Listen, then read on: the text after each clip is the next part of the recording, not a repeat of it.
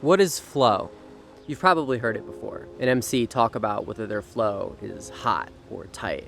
Or maybe they've been saying that they're experimenting with new flows. Or maybe you're talking about whether you like a rapper's flow or you don't. I guarantee that if you've been in hip-hop for any significant period of time, or even if you're a new listener, that you've had the experience where you were listening to one of these lyricists spit their verse. And in certain cases, you may not have any idea what they're actually saying. You haven't actually absorbed the content of their words. But despite that fact, you still are captivated by their performance. There's something about the way they deliver it that is truly mesmerizing. The predominant term in hip-hop for this phenomenon is flow. But what exactly is that term describing? Can we dissect it and understand it better? And can we use that understanding to construct more pleasing flows? On this walk and in this video, I want to introduce my own personal theory of rap music. This is something that I've come up with sort of on my own, just to understand it better as I've tried to improve my own lyrics. It has three big ideas that we're going to discuss. We're going to dissect each of those in detail, and I hope that by the end of this, you'll walk away with a significantly better understanding of all of the different components that we might want to analyze in rap music. But before we can get to any of those three big ideas, we need a short primer on music itself. Music's very often considered to have three major components: melody, harmony, and rhythm. Melody is the quality of music that we very often associate with singing. It is a sequence of notes strung together in various phrases, and we use it to tell stories. It kind of goes something like this. She's just a small town girl, living in a lonely world. Harmony, on the other hand, is the quality of music that we very often associate with guitars or pianos, where we have multiple notes played at the same time. So if we do something like this, where we're actually playing many different notes, like, we hear all those notes at once. And when we hear all those notes at once, we hear how those pitches relate to one another. But for the purposes of today's discussion, we're not going to be really talking a lot about melody and harmony. And that's because we're going to mostly ignore the relationship that rap has to it. And we're actually going to focus exclusively on the last component, rhythm. Rhythm is the quality of music that we associate with the drums. And while most instruments have some sort of relationship with rhythm, drums deal almost exclusively in this domain, as does rap. And so we're going to start our discussion really talking a lot about drums, because it'll inform how we actually think about rap.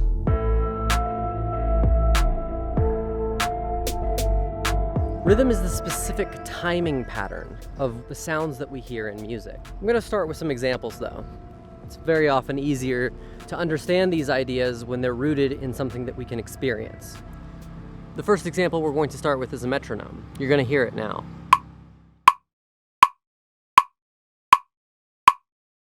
A metronome is very simple. In fact, it's the simplest possible rhythm we can imagine. It is a simple pulse that repeats over and over again with equal timing, like you just heard. It's fair to say that it's not a particularly interesting rhythm, but it's a rhythm nonetheless. If you want to level up your rap game though, we're going to need more complicated rhythms. I'm going to play a hi-hat pattern so that you can hear it, and I'm going to leave the metronome playing as well so that you can hear them together. Notice how the different sound textures hit your ears at different times. Notice how there's interplay between them. And though they share the same underlying timing, they are different rhythms. Let's get into a few more examples though. I think these will demonstrate the range of variation that's possible with rhythms. Here's the first one.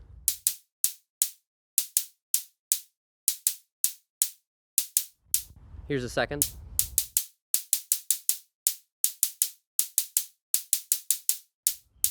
Here's a third.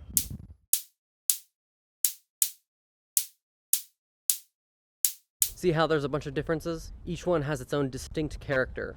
So far for all of our examples though, we've only really used drums. The metronome can be thought of as a drum. But in rap, we don't hit things with sticks or with our hands. We use our voice. So let's take that last example and replace every hit of the hi-hat with the word rap.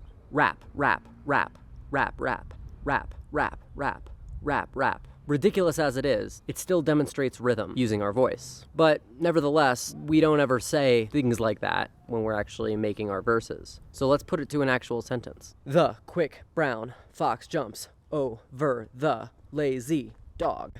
Okay, so that's pretty interesting. With this alone, we begin to see the character of rap take shape. But something's still kind of off about it. It doesn't quite feel right. The issue is that we haven't really been paying attention to what syllables get used and when. We're treating each syllable as if it was interchangeable with every other syllable. What if we didn't? What if we were way more selective about which syllables we chose and when? Well, now we're ready to introduce our second big idea, and that's rhyme.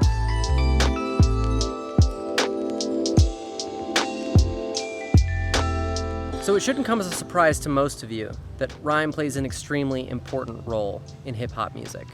But it took me a long time to really understand the precise role that it plays. Over time, I've organized this understanding into what I call the drum kit model of rhyming.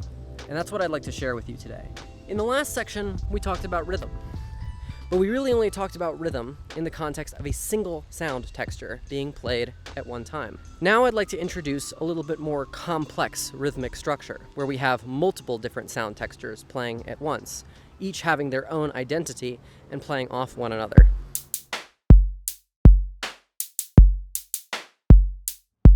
In this groove, you're hearing a kick, a snare, and a hi-hat texture. This beat should feel familiar to a lot of you. It's a common one that we might hear in pop, rock, or hip-hop music. If you listen closely, you can hear a clear, repeated pattern of the same sequence of sounds. But what if we were to take this pattern, and instead of having a predictable drum occur at each point in the cycle, what if we chose a drum to use at random, like this?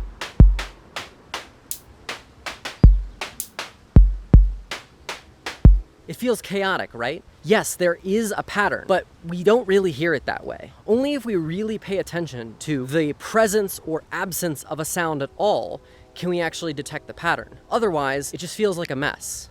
Why is that? The reason we don't hear a cyclic pattern when the drums are shuffled is that we assign a unique identity to each sound texture in the beat. With these textures in mind, we try to identify the same textures in the same order with the same spacing. When we find these repeated patterns, we can settle into the beat better. We can get in a groove, and dare I say, flow. What does this have to do with rhyme, though?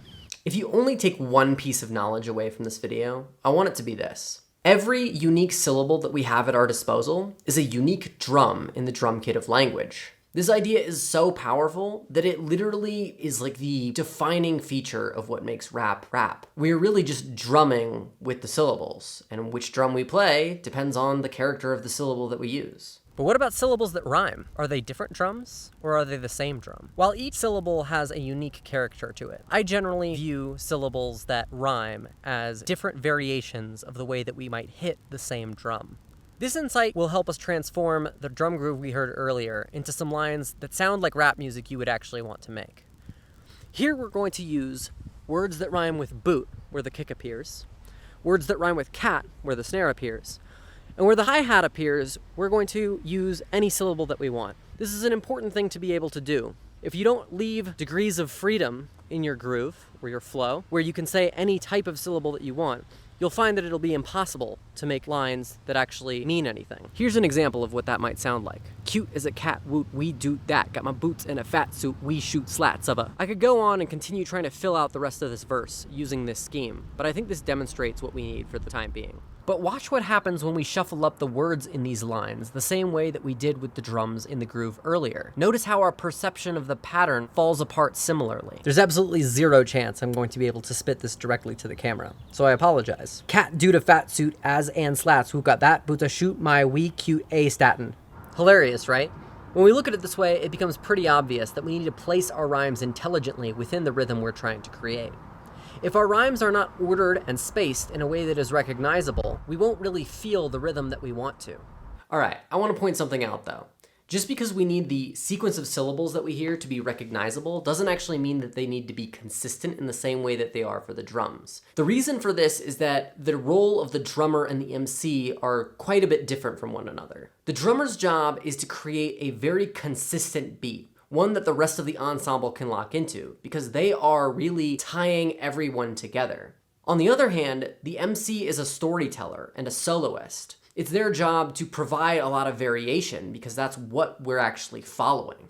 However, Even with the freedom to play with the placements of these syllables, the MC still needs to be able to create anticipation in the audience. Because if the audience can't anticipate any of the sounds that they're going to hear, then they're not going to be able to absorb the flow that the MC is delivering. At this point, we've covered a lot of important material, but there's still one more major dimension we've yet to cover. But to motivate this last piece, we're going to need to revisit a line that I had performed earlier. On the screen, you should see it now. I want you to read this sentence to yourself. You can either do it in your head or out loud, it doesn't really matter. But I want you to make it sound as natural as possible to yourself. And then take note of exactly how you're saying it.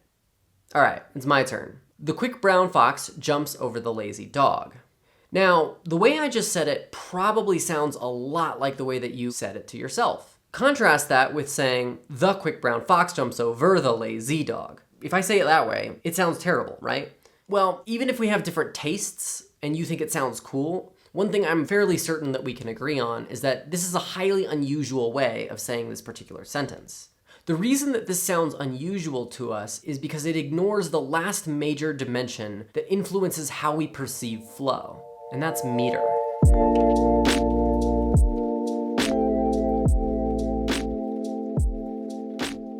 In English, whenever we say a word that has more than one syllable, not all of those syllables carry the same stress.